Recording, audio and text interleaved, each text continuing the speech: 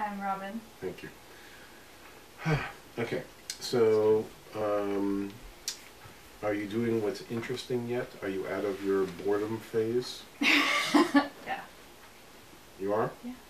Okay, so how much are you doing that bores you? Is your boredom under 20%? No. Okay, it'd be good to get it under 20. I mean, you know, there are things I do that get me bored. Waiting in line at the airport. But, you know, I'm coming here, so, okay. Yeah, it was the boredom factor that jumped out of your hands. And when you get bored, you get irritated. When you get irritated, you get irritable. That's true. When you get irritable, you get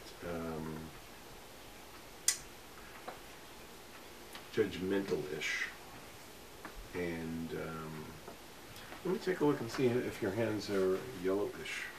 Not too bad. You probably get yellow sometimes. That's all yellow up here. Do you see it? Yeah. Not too bad, huh? Where do you see boredom? When the Saturn line stops abruptly at the headline, that's boredom. That's bored and irritated with tasks. Okay. And I know you're changing things around. I got a story of how you're changing things around on the way back from the airport today. Good. So I know certain things, but yeah, so I don't know where you are in your boredom, but people who have what I just showed you in your hand, they've really had it up to here. And their job is to get out of whatever that was and to change their life around and make it interesting again. And they just kind of wound up in a cul-de-sac that was boring. It can happen to anybody. You know, you don't say, let's see, where's the most boring place to go, and oh, I'll go that way. It's just, you do X, you do Y, you do Z, and then before you know it, you're doing this and you're doing that, and poof. Now you're doing a whole bunch of stuff, and like, did you hear that last word? I heard it. I Yeah. speak that language. Yeah. So, again, there's a certain amount of that is just universal flossing. You know, who says, ooh, flossing time, and like that. So there are a bunch of things that belong in our lives, and when looked at, even if it's boring, we're more than willing to do. But when that happens, like I'm showing you in the hand, it's like way too, it's like 80%, it's like way too much. And it becomes like, it starts to weigh on the person like this. Literally like a weight. You use the word judgmental. So, what, can you tell Critical. what are you talking about? Your critical mind starts to look at everything with a jaundiced view. You know what I mean? That's yes, a I know bias. what that means. Yeah, okay. Excuse me if I underestimated your vocabulary. My fifth finger isn't that long time. That's okay. Now I understand. Yeah. And your yellow is not bad. Your hand is prone to yellow. That's my yellow. Yellower than yours today. It's less red. You have more red than me.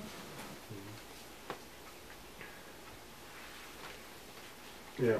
What I'm saying is that a certain percentage of boredom, no problem.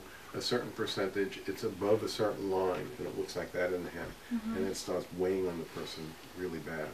And the tendency for most people is to stay where they are and try to make where they are better.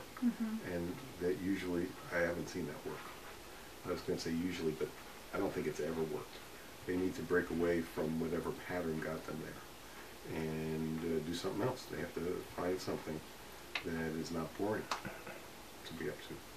And even if it's insecurity provoking, even if you know, I don't know if I can, and I don't know if it'll work, and I don't know if Bob will do this or Mary will do it.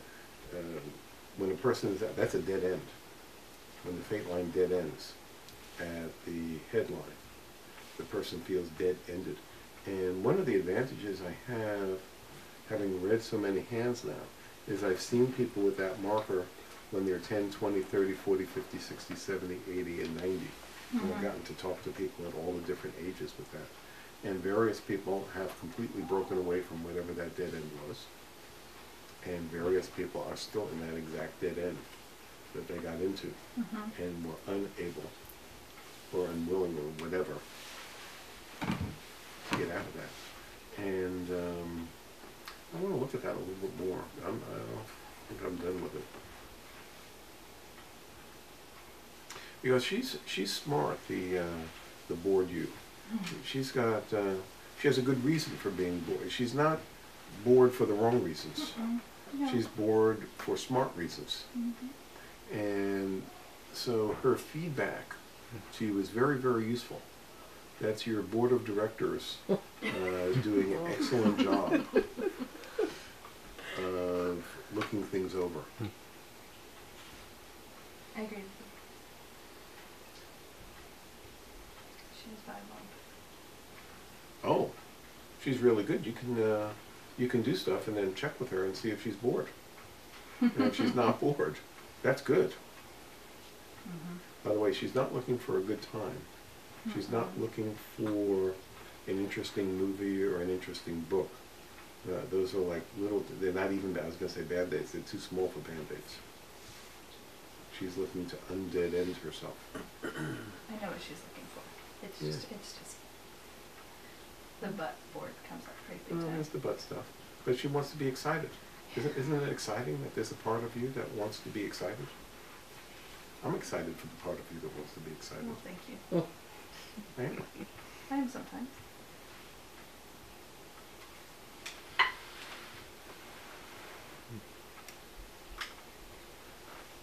I'm playing with her in my mind's eye a little bit. And I'm seeing her stomping her foot. Literally. I mean, she doesn't like what she has to do next. Kind of like a little girl, not an adult person. Doesn't sound like fun, is basically what the foot stomp sounds like. Yeah. How can she be befriended? How can she be listened to with a smile? How can she be welcomed? Okay, so she could write an interesting memo that is right and left justified, margin justified, and with good English spell checked. But she doesn't want to do that. Okay, so what if she presents her boredom in a way that you don't like her presentation style? Could you still welcome her input and smile at her? Oh, sure. I recognize her. I get indignant when I get bored. Indignant. Yeah, that's a better word. Very indignant. Yeah, she gets indignant. Sandy, I hear Sandy laughing in the background. Definitely. Indignant. Yeah, I get indignant. That's more accurate. And it is. It's like smiling at a 5-year-old who's thrown herself on the ground and rolling around pissed off.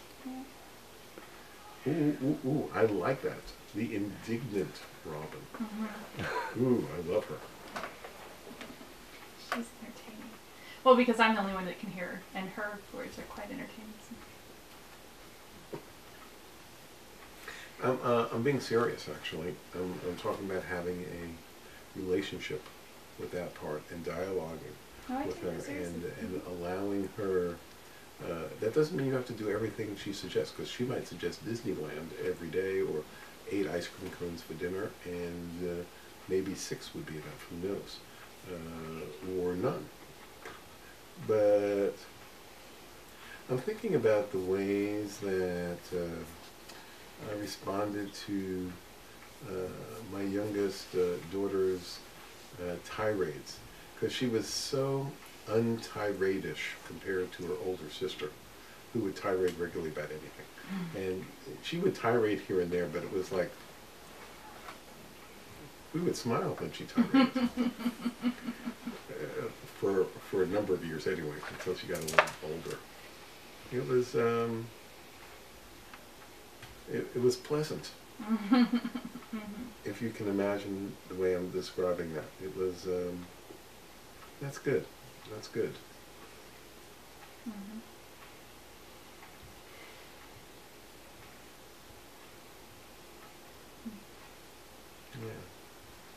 Tell me more might be an interesting phrase to use with her. Tell me more. So in there are good ideas for you. Not all her ideas are ones that the rest of the board wants to act on. But in there, she's a valuable board member. And she's the first one to get irritated with the wrong direction. That's true. That's useful. Okay.